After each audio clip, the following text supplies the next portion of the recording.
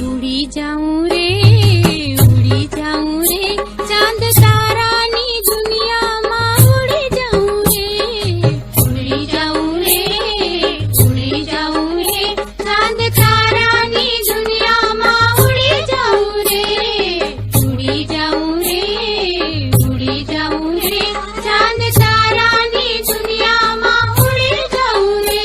पेली परियों ने पाख मड़ी जाए, ओ मड़ी जाए, पेली स्वप्न नगरी मां उड़ी जाऊं रे, उड़ी जाऊं रे, तारला तोड़ीने लाऊं रे, उड़ी जाऊं रे, उड़ी जाऊं रे, चांद तारानी दुनिया मां उड़ी जाऊं रे, उड़ी जाऊं। भारतवर्ष त्योहारों, इस दिन सूर्य की पूजा करने के साथ साथ सूर्य को अर्घ देना चाहिए।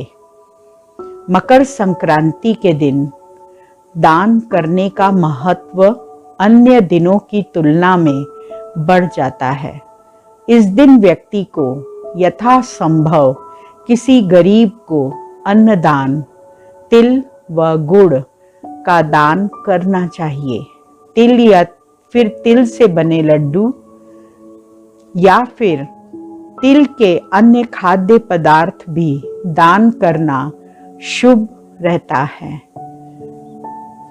धर्म शास्त्रों के अनुसार कोई भी धर्म कार्य तभी फल देता है जब वह पूर्ण आस्था व विश्वास के साथ किया जाता है। जितना सहजता से दान कर सकते हैं उतना दान अवश्य करना चाहिए।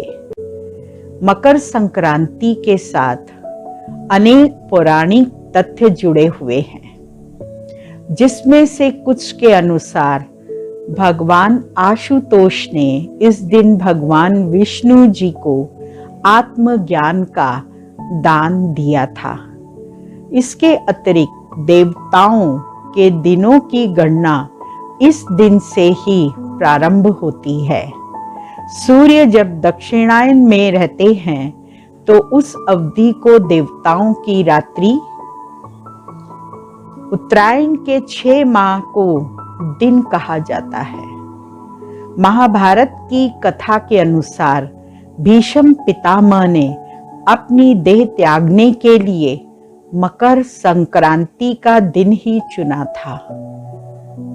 कहा जाता है कि आज ही के दिन गंगा जी भागीरथ के पीछे पीछे चलकर कपिल मुनि के आश्रम से होकर सागर में जा मिली थी।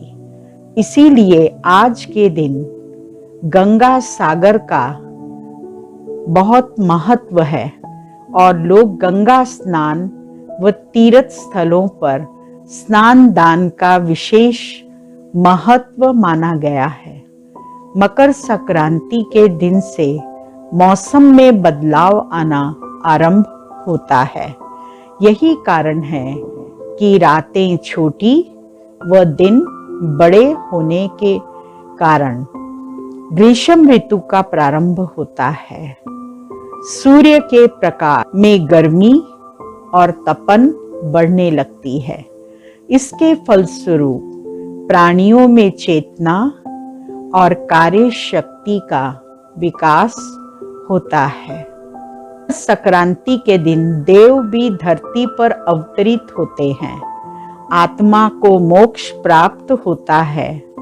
अंधकार का नाश व प्रकाश का आगमन होता है। इस दिन पुण्य, दान, तप तथा धार्मिक अनुष्ठानों का अनन्य महत्व है। इस दिन गंगा स्नान व सूर्य उपासना पश्चात गुड़, चावल और तिल का दान श्रेष्ठ माना गया है। मकर संक्रांति पर प्रतिवर्ष लाखों श्रद्धालुओं का मेला विभिन्न नदियों के घाटों पर लगता है। इस शुभ दिन तिल खिचड़ी का दान करते हैं। वास्तव में स्थूल परंपराओं में आध्यात्मिक रहस्य छिपे हुए हैं। अभी कलयुग का अंतिम समय चल रहा है। सारी मानवता दुखी अशांत है।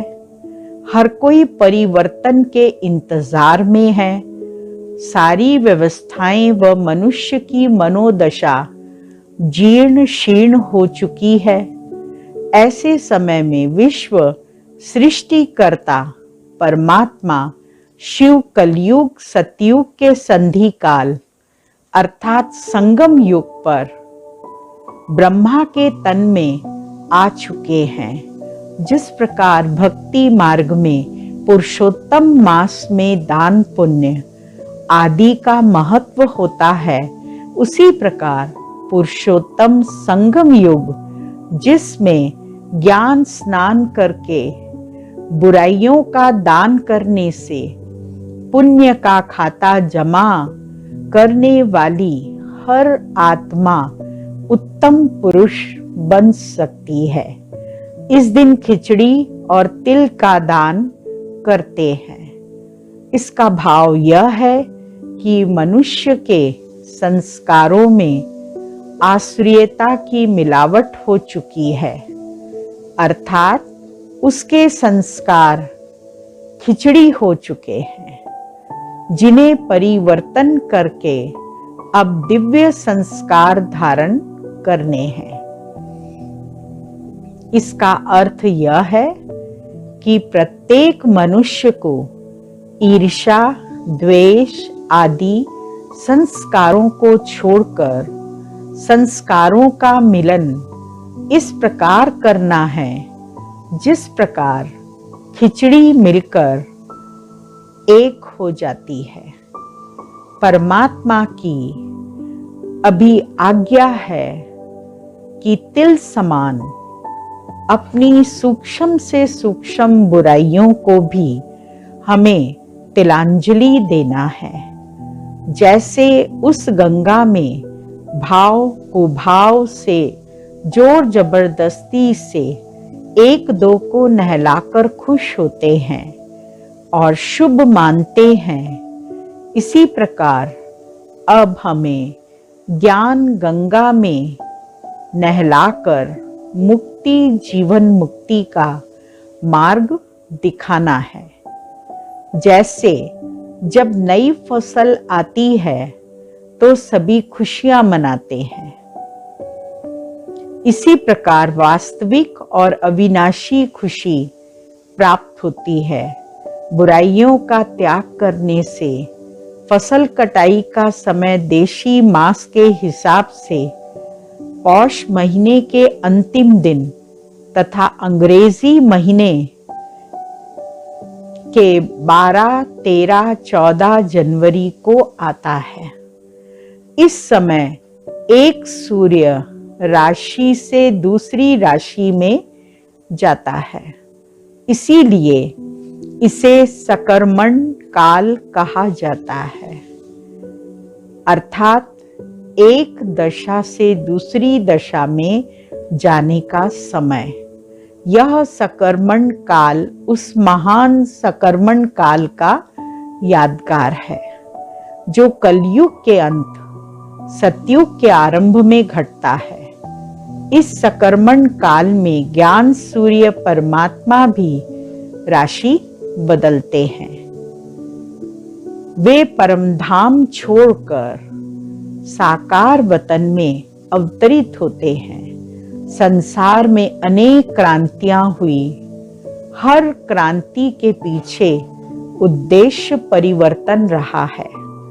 हथियारों के बल पर जो क्रांतियां हुई, उनसे आंशिक परिवर्तन तो हुआ, किंतु संपूर्ण परिवर्तन को आज मनुष्य तरस रहा है। सतयुग में खुशी का आधार अभी का संस्कार परिवर्तन है। इस क्रांति के बाद सृष्टि पर कोई क्रांति नहीं हुई। संक्रांति का त्योहार संगम युग पर हुई उस महान क्रांति की यादगार में मनाया जाता है। यदि इस पर्व को निम्नलिखित विधि द्वारा मनाएं तो न केवल हमें सच्चे सुख की प्राप्ति होगी, बल्कि हम परमात्म दुआओं के भी अधिकारी बनेंगे। स्नान, ब्रह्म मुहूर्त में उठ स्नान ज्ञान स्नान का यादगार है। फिर तिल खाना खिलाना दान करने का भी रहस्य है। वास्तव में छोटी चीज की तुलना तिल से की गई है। आत्मा भी अति सूक्ष्म है, अर्थात तिल आत्मा स्वरूप में टिकने का यादगार है। पतंग उड़ाना, आत्मा हल्की हो तो उड़ने लगती है, बेभान वाला उड़ नहीं सकता, जबकि आत्म अभिमानी अपनी डोर भगवान को देकर तीनों लोकों की सैर कर सकता है। तिल के लड्डू खाना, तिल को अलग खाओ तो कड़वा महसूस होता है, अर्थात अकेले में भारीपन का अनुभव होता है। लड्डू एकता एवं मिठास का भी प्रतीक है। तिल का दान देने से भाग्य बनता है। अतः वर्तमान संगम युग में हमें परमात्मा को अपनी छोटी कमजोरियों का भी दान देना है। आग जलाना, अग्नि में डालने से चीजें पूरी तरह बदल जाती है।